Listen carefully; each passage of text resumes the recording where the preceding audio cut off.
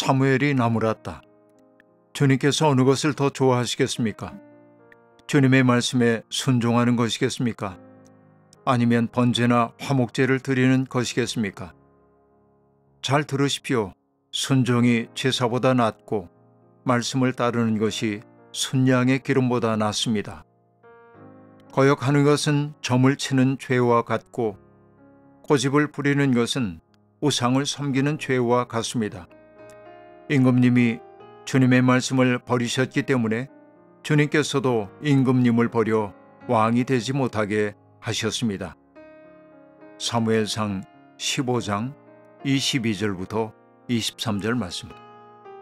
사무엘은 역사의 무대 뒤로 물러선 듯 보이지만은 그러나 사무엘은 사울에게 보이지 않는 그림자의 역할을 감당하고 있었습니다. 옛 세계와 새로운 세계가 경쟁하고 있었던 것이죠. 사실 인생을 살다 보면 앞사람이 뒷사람에게 흔쾌히 자리를 물려주는 일은 매우 어려운 일임을 우리가 알고 있습니다. 사무엘도 사울도 과도기적인 인물에 지나지 않습니다. 평등 공동체의 이상을 대표하는 사무엘, 그리고 왕정국가를 굳건하게 세워야 할 사울, 그 이행기 속에서 그들은 때때로 협력하고 때때로 경쟁하기도 했던 것입니다. 노자가 들려주고 있는 이야기, 공성이 불고란 말을 떠올립니다. 공을 이룬 후에는 거기에 머물지 않는다라고 하는 말입니다. 정말 이렇게 홀가분하게 떠날 수 있으면 얼마나 좋겠습니까? 하지만 때때로 생각해보면 떠남만이 능사가 아닐 때도 있습니다. 새로운 세계를 세울 힘이 부족할 때 떠나버리는 것은 본인에게는 홀가분할는지 모르지만은 역사의 책임을 방기하는 일이 되기도 하는 것이죠. 그 균형을 찾아가는 일은 언제나 힘겨운 일인 것 같습니다. 그러다 마침내 사무엘과 사울 사이에 갈등이 노골화되는 사건이 벌어집니다. 그것은 아말렉과의 전쟁이 벌어졌을 때였습니다. 우리가 알다시피 아말렉은 출애굽 공동체가 홍해를 건넌 이후에 최초로 만났던 타자입니다. 출애굽 공동체가 르비딤에 이르렀을 때 오아시스 지대를 지키기 위해 이스라엘을 압박했던 유목민 집단이 바로 아말렉이고, 그 아픔의 기억은 아말렉 사람들을 영원한 적으로 기억 속에 새기게 되는 일이 되었습니다. 사무엘은 사울에게 명하듯 말합니다. 하나님의 뜻이라면서 아말렉에 속한 것은 다 진멸하라 말합니다. 남녀, 노소 구별이 없습니다. 짐승까지도 다 진멸하라 말합니다. 진멸하다라고 하는 뜻의 히브리어 헤렘이라고 하는 말은 하나님께 뭔가 순수한 것을 드리기 위한 파괴를 의미하지만, 그러나 오늘의 우리의 윤리 감정으로 얘기하자면 살아있는 것들을 다 죽이라고 하는 그 명령은 잔인하기 이를 데 없는 명령으로 들려집니다. 그 때문에 어떤 사람들은 구약 성서의 하나님이 잔인한 하나님이라고 생각하기도 했습니다. 어떤 이들은 이런 명령이 사실의 명령이 아니라 하나의 유비적 말씀으로 알아들어야 한다고 말하는 이들도 있습니다. 다시 말하면 진멸하라고 하는 것은 우리의 내면 속에 있는 부정적인 것들을 철저히 없애라는 것이지 타자를 실제적으로 죽이란 말은 아니라고 해석하는 사람들도 있었습니다. 그러나 그것이 정말 그러할까 생각해 봅니다.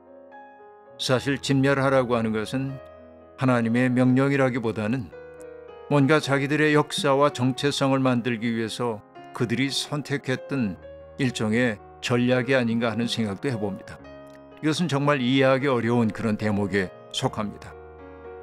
아무튼 전쟁이 벌어졌을 때 군대를 소집했고 보병 20만 명이 아말렉 정벌에 나섰습니다.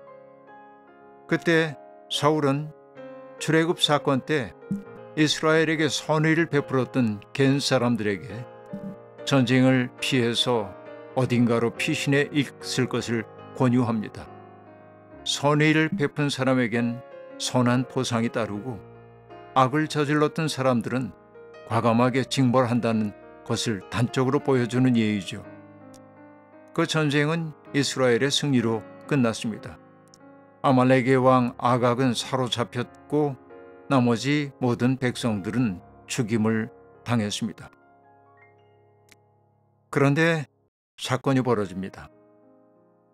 사무엘을 통해서 모든 것을 죽이라는 명령을 받았음에도 불구하고 양떼와 소떼 가운데 좋은 것들, 어린 양과 좋은 것들은 아깝게 여겼기 때문에 진멸하지 않고 남겨두었습니다. 그들이 진멸한 것은 쓸모없고 값없는 것들만 진멸했습니다. 다시 말하면 전쟁의 전리품을 그들은 확보했던 것이죠. 사무엘이 그 사실을 알았을 때 그의 심정은 괴로움이었습니다. 하나님은 사울을 왕으로 세운 것을 후회하셨다고 성경이 기록하고 있습니다. 사무엘은 괴로운 마음으로 밤새도록 주님께 부르짖고 마침내 사울을 찾아 나섭니다. 그때 사울은 갈멜로 가서 자기의 승전비를 세웠습니다.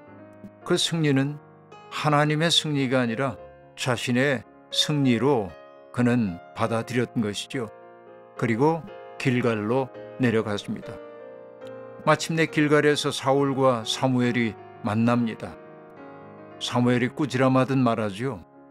짐승들의 소리가 나는 것은 어찌된 연고인가? 라고 묻습니다. 뭔가 되었다는 사실을 알고 사울은 변명하듯 말합니다. 군인들이 하나님께 제물을 바치려고 가져왔다는 것입니다. 자기와 군인들을 분리하고 있습니다. 어찌 보면 비겁한 처신이라고도 얘기할 수 있겠는데요. 군인들이 라고 얘기하고 있고, 그리고 자기들의 욕망을 위해 남겨두었던 것들을 하나님께 제물로 바치려고 라고 말하고 있습니다. 사무엘은 그 이야기를 듣고 사울을 준엄하게 꾸짖습니다. 스스로를 하찮은 사람이라고 생각하던 무렵에 사울은 왕으로 기름 부으심을 받았다는 것이었습니다. 그런데 지금은 스스로 하찮은 사람으로 생각하지 않는다는 것이지요. 승전비를 세웠던 사건이 바로 그것을 단적으로 보여준다고 말할 수 있겠습니다. 사무엘의 꾸짖음은 계속됩니다. 아말렉을 진멸하라는 명령을 지키지 않고 약탈하는 데만 마음을 쏟았다는 것입니다. 앞서 사울은 하나님께 제물로 바치려고 가져왔다고 말했지만은 사무엘은 그 행위를 약탈이라고 요약하고 있습니다. 그러니까 사울이 행한 일은 주님께서 보시는 앞에서 악한 일을 행했다며 그 유명한 이야기를 하고 있습니다. 순종이 제사보다 낫고 말씀을 따르는 것이 순양의 기름보다 낫습니다. 라는 말입니다. 바로 이것, 순종이 제사보다 낫고 말씀을 따르는 것이 순양의 기름보다 낫습니다.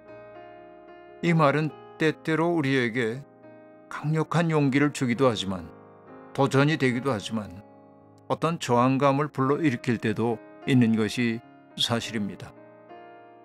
다 죽여야 했다고? 하나님의 명령이라고 그래가지고 타자들을 그렇게 다 죽여야 했다고 하는 생각이 우리 속에 떠오르기 때문에 그렇습니다. 그런데 히브리어에는 순종이라고 하는 말이 없습니다.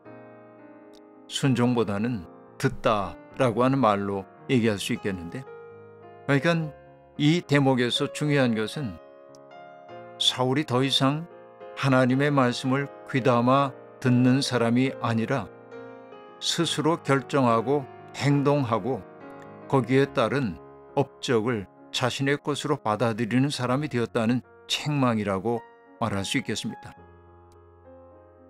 마침내 사무엘의 준엄한 선언이 내려집니다. 왕이 주님의 말씀을 버렸기 때문에 주님께서도 왕을 버리려고 하신다는 것입니다. 사울은 비로소 문제가 심각하게 돌아간다는 사실을 알고 변명하고 간청합니다. 자기의 그와 같은 행위에 책임을 지기보다는 자기가 군인들을 두려워하여서 그들이 하자는 대로 하였다는 것입니다. 이 말은 상징적으로 어떤 얘기를 해주고 있습니까?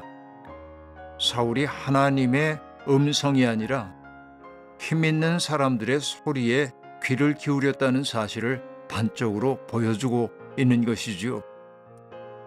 그가 점점 무너지고 있음을 보여줍니다.